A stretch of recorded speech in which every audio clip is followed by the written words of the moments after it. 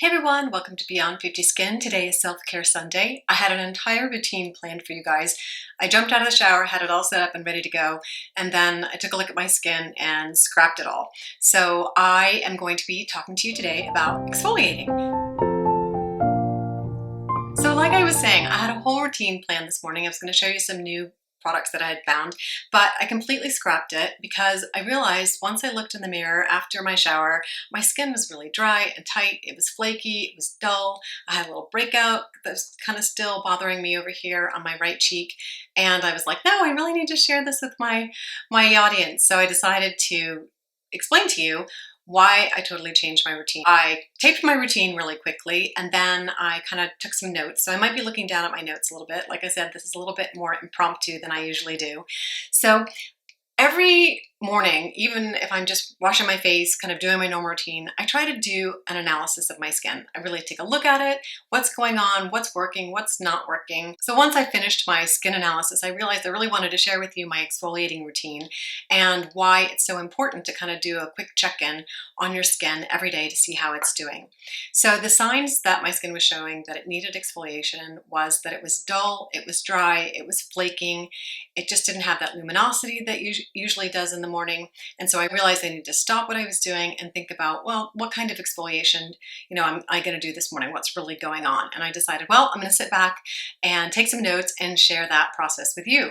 So I might be looking down at my computer a little bit, but let's move ahead and I'm going to talk to you a little bit about why it was that I realized I needed to be exfoliating this morning. I use tretinoin in the evenings and that does a significant job on doing cell turnover, but it tends to leave a kind of a buildup on your skin, the keratinized skin cells.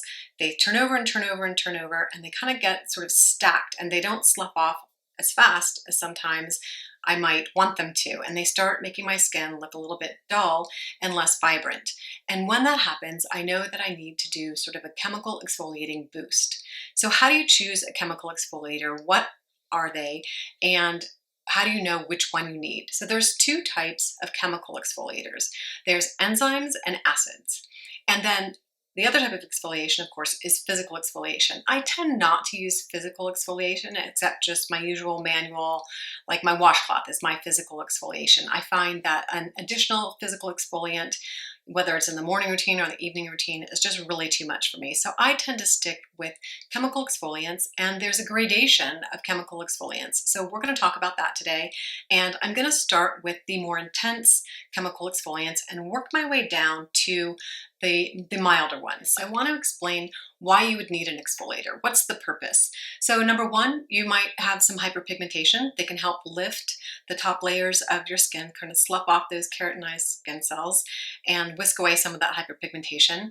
You can also, by doing that, you can improve dullness. And that's what I was experiencing this morning. My face was just kind of sallow and dull looking.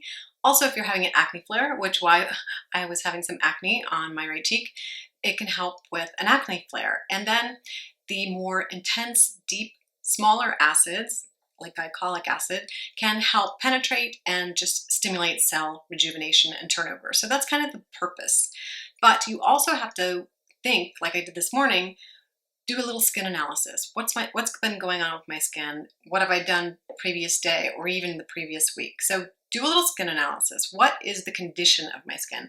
So my skin was in really good condition. I did have a little acne flare, but I hadn't done like a recent physical exfoliation like a dermaplane. I hadn't used any sort of aggressive scrubs or anything. So my skin was in really good condition. The third thing, how resilient is my skin? I have built up the resilience, my skin's resilience over the last 3 years by using topical acids, by using a retinoic acid to increase my cell turnover, and my dermal thickness has increased over the last 3 years. But if you have sensitive, very thin skin, then you might not be able to tolerate some of the acids that I'm talking about. But I'm going to give you options that you might be able to use and that you can start using to build up your resilience.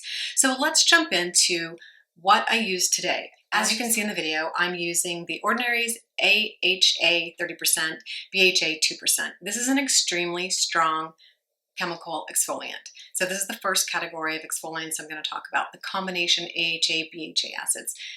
Remember, whenever trying a new exfoliating product, you definitely need to do a patch test so you know how your skin reacts. I applied the peeling solution on clean, dry skin, just a thin layer over my face and décolleté, avoiding the eye areas and any areas that might be a little bit on the sensitive side. Typically, it's recommended that you do this peeling solution in an evening routine, but I had no plans to go out today for an extended period of time, and I definitely reapplied my sunscreen when I did go out. I always set a timer for this particular mask because it's not meant to be used for more than 10 minutes, and I rinse with lukewarm water. You certainly can leave it on for less than 10 minutes, and if you're new to exfoliating, deep exfoliating peeling solutions like this, I definitely recommend you just do it for a minute and see how your skin reacts. And then you rinse with lukewarm water. It should not be at all uncomfortable. If it feels uncomfortable, then rinse immediately. After the peeling solution, I apply a nice hydrating moisturizer. Today I picked Dermatology Peptide Night Cream. It has a lovely shea butter base. It does have peptides in it, and I don't understand why the Ordinary's instructions say that you can't apply peptides after their peeling solution because you've rinsed it off.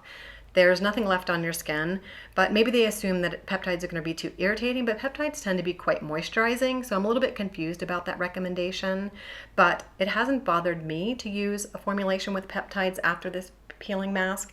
If you want to strictly follow the directions, then you might want to avoid anything with peptides in it. I also used the Dermatology neck cream. This is just another great moisturizer, and it's a more complicated formula. It contains lots of extracts, so it could be potentially irritating to sensitive skin types. It doesn't seem to be bothering my skin. My skin is a little bit on the sensitive side. If you're super sensitive, you might want to avoid this formulation on the neck area due to all the extracts in it. Then I followed up with my 5-minute makeup routine. Now, I always use a mineral sunscreen after doing this type of deep exfoliation. Mineral sunscreens are just less irritating. Today I used the Clinique Pep Start. It contains titanium 6.3% and zinc oxide 4%. It's just a really nice, lightweight mineral sunscreen for summertime. It leaves a beautiful skin finish, no white cast, but it definitely is pricey for the 1 little ounce that you get. Then I jumped in with my Maybelline mascara, Garnier Bright Eye to brighten up the inner dark hollows of my eyes, a little Benefit Rockateur blusher to brighten up my cheeks, and then my favorite ambient light powder by Hourglass. I just love this finely milled powder. It just makes such a beautiful skin finish, just a nice buffed look. And if you did have a little bit of sunscreen shine, it will just sort of tamp that down and just make your skin look baby soft. Then I used a little bit of Glossier brow gel and followed it up with the Perricone MD No Makeup Lipstick in the color Wine.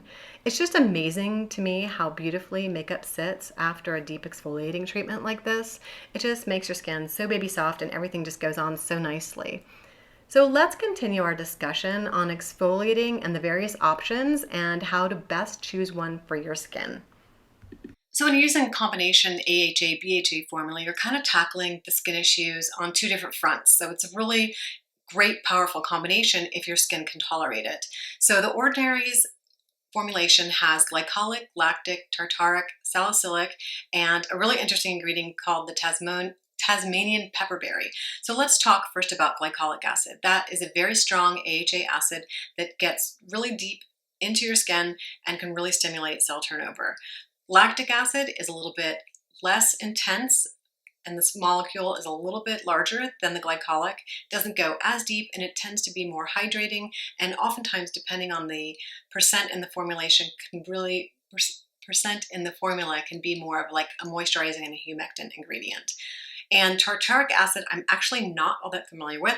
I'm going to do some research. And salicylic acid, of course, is the one that tackles acne the best. It gets into that pore, regulates the sebum production, and can really help with anti-inflammatory effects.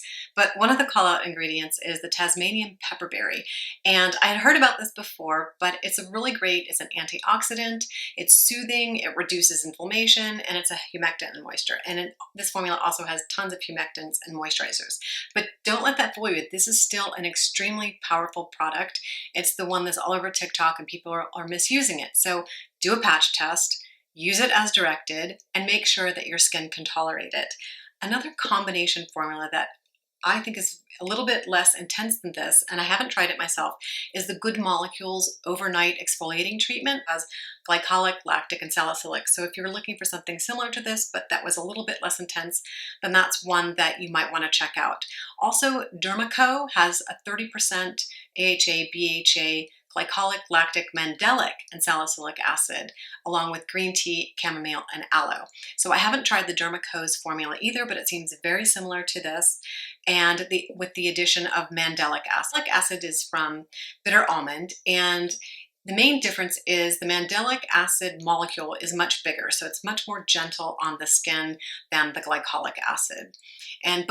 So it would be more suited to more sensitive skin types.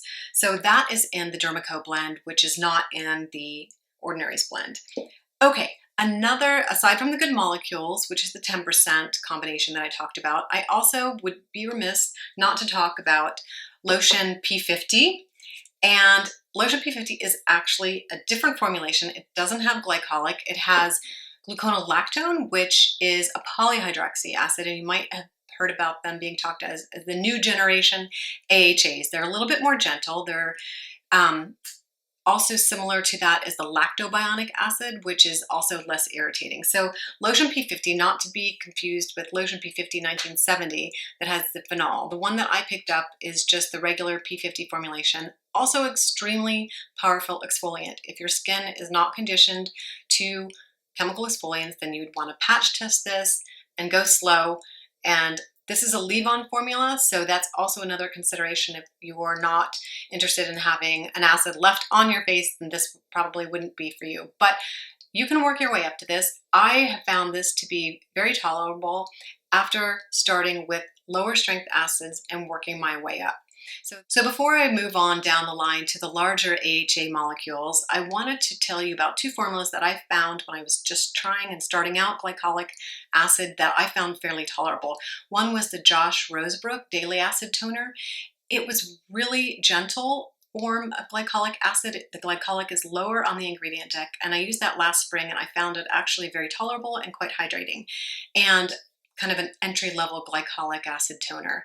And the other one was the Bliss formulation that has the combination of the polyhydroxy acid and the glycolic acid. That was a little bit more intense than the Josh Rosebrook Daily Acid Toner, but it was fairly tolerable. And it says it's a nighttime serum that you leave on, and I would just put it on for a little while, wash it off until I built up tolerance to do it overnight. I should also say that not everybody will be able to tolerate glycolic acid. It's just one of those things that sometimes you just can't build up a tolerance to it, and it's just not for you, or you have a particular skin type or skin condition that just sort of precludes you using like glycolic acid. That's why there's so many other formulas. So don't despair. We've got lots of other awesome AHAs that will help with a chemical exfoliation of those dead skin cells and a little bit of cell turnover. So don't despair. The next product that I wanted to call out, we're going to move on down the line to lactic acid, which is a larger AHA molecule, not as deep, not as intense, and very hydrating and moisturizing. This was one of the first acids that I've ever tried, and two products that I really enjoyed using were the Pestle and Mortar. It is a really lovely formulation. It's the NMF formulation, Natural Moisturizing Factor formulation, and it has lactic acid, glycerin, sorbitol, gluconolactone, all niacinamide, just amazing, awesome, skin-loving ingredients. So this might be a great starting point if you wanted to start a gentle chemical exfoliator and wanted to get some skin benefits of the cell turnover and cell rejuvenation, and you didn't really have any concerns about acne. And the other one that I really enjoyed was Sunday Riley's. That was also one of the first lactic acids I used. That's in sort of a cream formulation with squalane. Super gentle, but not to be confused with their formulation that's in the UK that has the glycolic. So make sure it's Sunday Riley's, the US formulation that has the Good Genes lactic acid. Really nice, really gentle formulation, and I tolerated that right off the bat. This one I had to work myself a little bit, work my way up a little bit, but also still really gentle and easily tolerable. So let's move on down to the even larger AHA molecule size that still gives you the AHA exfoliation, but is even less irritating, is mandelic acid. It is an AHA exfoliator made from bitter almond, and it has a large molecule size. It doesn't get as deep into the skin and is still very anti-inflammatory, antibacterial, but it's just less irritating. Now I have two formulations here to show you. One is the Ordinary's formulation, which is mandelic and AHA, 10% mandelic and AHA. This is a really oily formulation. I'm going to show it to you.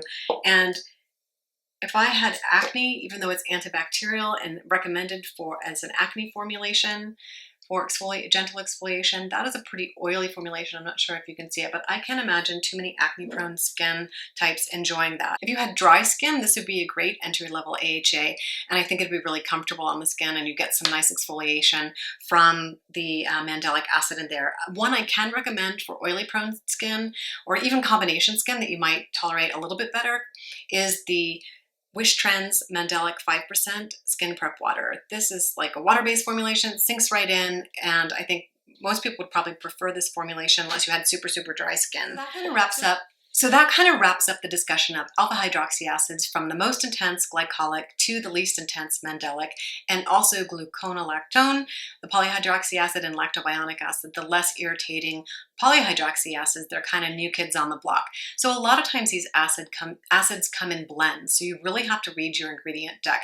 You might be more sensitive to one or another, and there's the potential that you may never be able to have the type of skin or have skin conditions that would be able to tolerate a glycolic acid, which is perfectly fine. You just need to find one that suits your needs and suits your skin type and use it. Some people can tolerate them daily. Some people can't tolerate them except once a week. I can only tolerate the peeling mask by The Ordinary once a month. So you just kind of have to do a little bit of experimentation and sort of know your skin. It's like I said at the very beginning of the video, you have to kind of do your own skin analysis and look at the problems and the conditions that your skin is in before choosing one. But we haven't yet finished with chemical exfoliants, because we also have enzymes. And enzymes are the weakest type of chemical exfoliant. They're not going to go deep into and cause cell turnover and rejuvenation. They're just going to slough off those dead skin cells that are just sort of sitting on top of the skin. In fact, I will use an enzyme exfoliant either right before I dermaplane or right after to kind of slough off those dead skin cells and just kind of buff off the skin.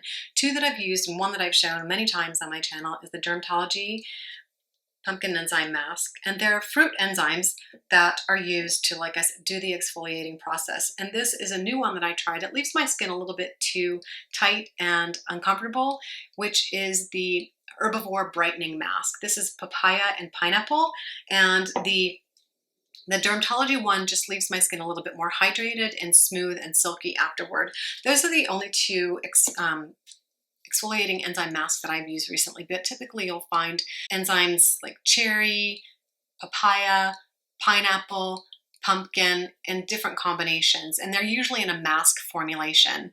And like I said, they're extremely gentle. They'll just buff off the skin and kind of give you just a little brighter look to the skin. And if you do have sensitive skin, you might just be able to tolerate a really nice enzyme mask and not have to worry about an AHA or BHA exfoliating product. Especially for super sensitive skin types, the enzyme products are just enough to buff off the skin, the dead skin cells, and give you kind of a brighter look to the skin. Also, I could have used CeraVe's SA cleanser. That is a great exfoliating cleanser. It's extremely gentle, and that is another choice that I could have made this morning that didn't have any of the additional AHA acids in it. It just has the beta hydroxy acid of salicylic acid, which is really the only beta hydroxy acid. But it is really lovely if you have just those tretinoin flakies, or your retin-A flakies that you wake up with in the morning, just to sort of slough up those loose keratinized skin cells. So what we're doing with acids is we're basically breaking the bonds of the keratin cells and lifting them and sloughing them off our face. And we're using a more intense AHA acid. We're actually, in addition, stimulating collagen.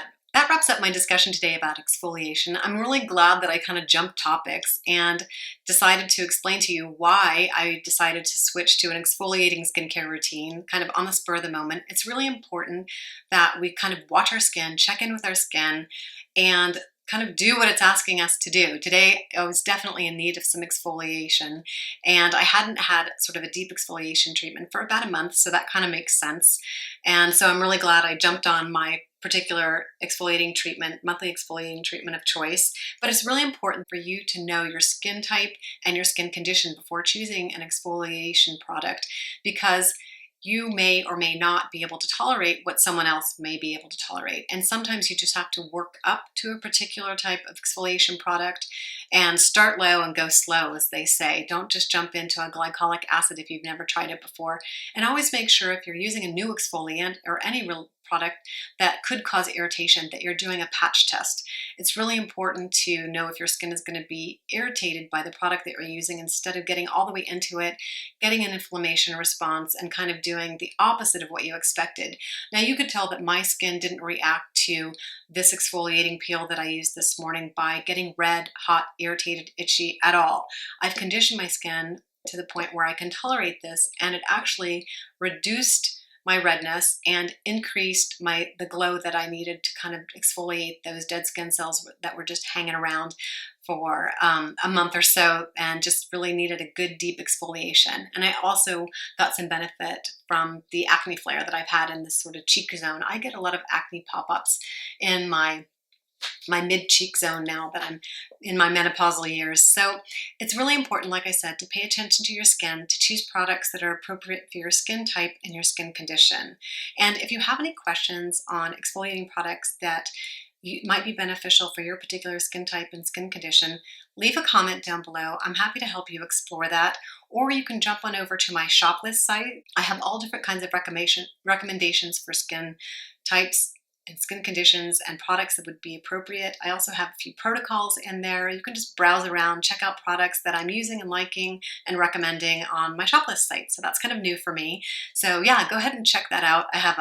It's under the quick links under the show more button down in the description. So check that out. And if you enjoyed today's video and you got some benefit out of it, go ahead and throw me a thumbs up. I always appreciate